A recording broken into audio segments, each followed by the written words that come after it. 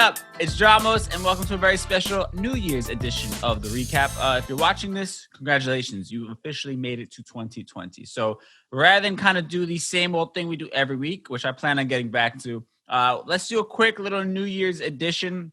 I'm thinking instead of, recapping this last week's biggest stories, let's talk about this year's biggest winners and biggest losers. And to be honest, I can probably do a 5-hour show on some of the L's that have been taken this year. But we're probably going to do top 3 winners, top 3 losers right here. Of course, before I get into it, salute to our girl, B. Marie, who does Rise and Vibe via our IG Live every single day. So make sure you guys check that out. And without further ado, let's talk about some losers. You can't spell the word loser in 2020 without Trump, of course, right? And human cheese doodle that is Donald Trump took probably one of the biggest L's in 2020 when the American people decided to vote his sorry ass out of office. Now, even with somehow his brilliant expert witnesses, the poll book is completely off. Completely off. Off by 30,000? I'd say that poll book is off by over 100,000. a genius lawyer by his side. I know you keep reporting falsely that we have no evidence. But you can't say there's no evidence. This is what we call evidence. You're cheating. That could have been Mickey Mouse. That could have been a dead person. Once, twice, 3 times. We're going to put Republican inspectors in pens, give us an opportunity to prove it in court, and we will. We're going to go to court. We're going to prove it in court. The censorship is almost as dangerous as the election fraud that we're revealing. And surprise, surprise, even with that amazing crew surrounding him, Trump somehow couldn't prove his alleged voter fraud and couldn't change the fact that in less than a month, him and his merry band of idiots will have to leave the White House. And I just hope, from this loss, we've all been able to learn that the White House, it's just no place for a reality TV show star. Now, let's talk about another loss that happened and another big kind of personality of 2020, and that would be rapper Takashi 6ix9ine. Now, this year started out looking like a win for him. In April, he was released from prison early. He got to go home and serve the rest of his time on house arrest. And in doing so, he put out new music. And when he put out new music, he broke all kinds of YouTube records and people were talking about him again. And it really seemed like he was poised to continue to be one of the most talked about artists in hip hop. At 6ix9ine's Gooba garnered the biggest 24-hour debut for a hip hop video in YouTube history. Gooba reeled in 4.2 million views on YouTube in the first 30 minutes, and within 24 hours had amassed roughly 43 million views. But instead of taking this opportunity and turning over a new leaf, he chose to keep playing the same trolling games. And while at first it was funny, and I'm not gonna lie, the internet was fun to have him back, it quickly lost its luster and it just felt like a bad rerun. And now he's essentially become blackballed from radio. No major streaming platform supported his 2020 release, Tattletales. And the result of that was his album only selling 1/3 of its projected totals. Now, after a strong start, the only time we've really heard his name spoken in the last few months is in reference to a Hulu documentary that essentially just blew the lid off this gangster persona that he had been putting out there. And also whenever some sort of new lawsuit pops up involving 6ix9ine.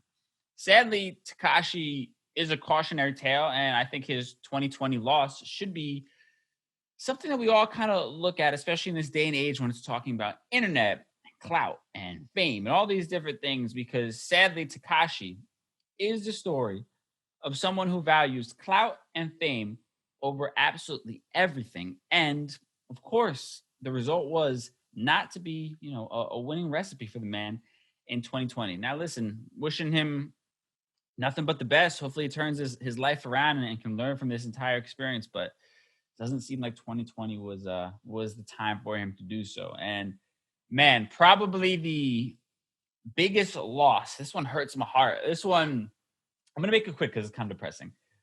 The biggest loss, I'd have to say, of 2020, without a doubt, was for us, the American people. And this loss is a result of us being failed by our government.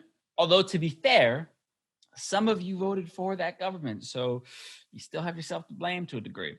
Now, let's just rattle off a few numbers to kind of make the case, if you will. 2020 brought the death of over 300,000 Americans as a result of COVID. Tens of millions of people lost their jobs.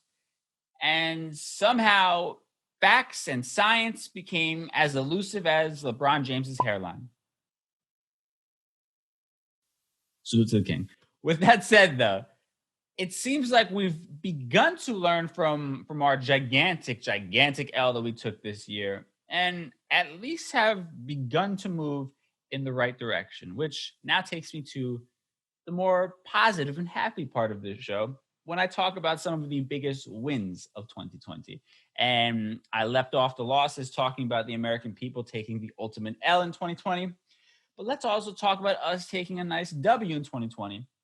Now, vaccines began to be distributed towards the end of 2020, which, fingers crossed, moves us in the direction of starting to get back to some sort of normal life and being able to get out there.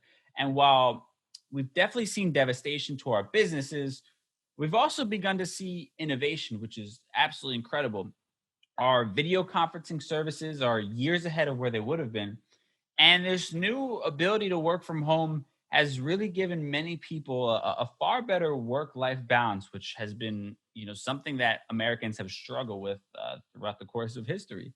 And not to mention, we, of course, voted out the orange turd that is Donald Trump and got him the hell up out of office. Come on, I know you're having fun, but it's time to go. Come on, let's go. Come on, drop the ball. Give the ball to someone else.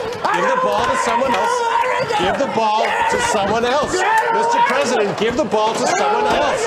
Give it to someone else. Give it to someone. Here. No, don't do that. Here you go. Thank you. It's okay.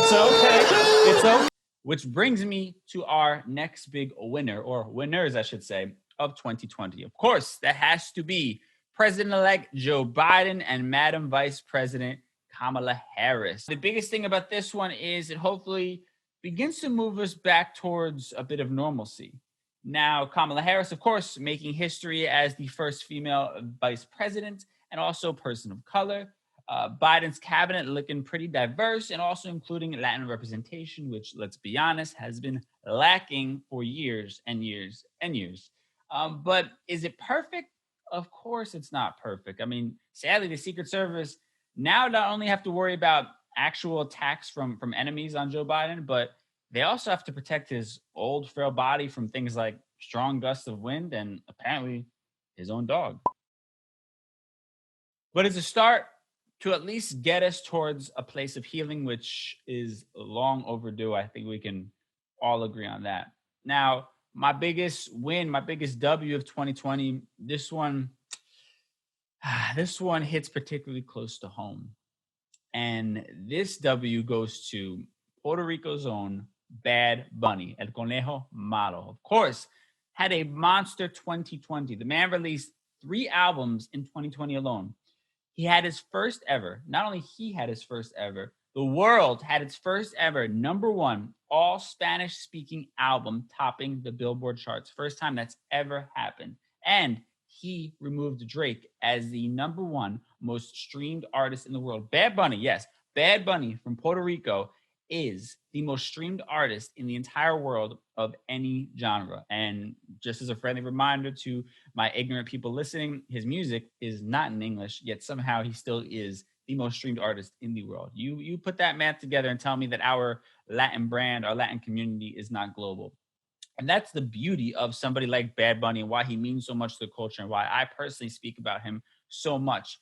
He's living proof that our Latin culture is not only universal, but has far more to give this world than adobo and curvaceous women delivering the weather.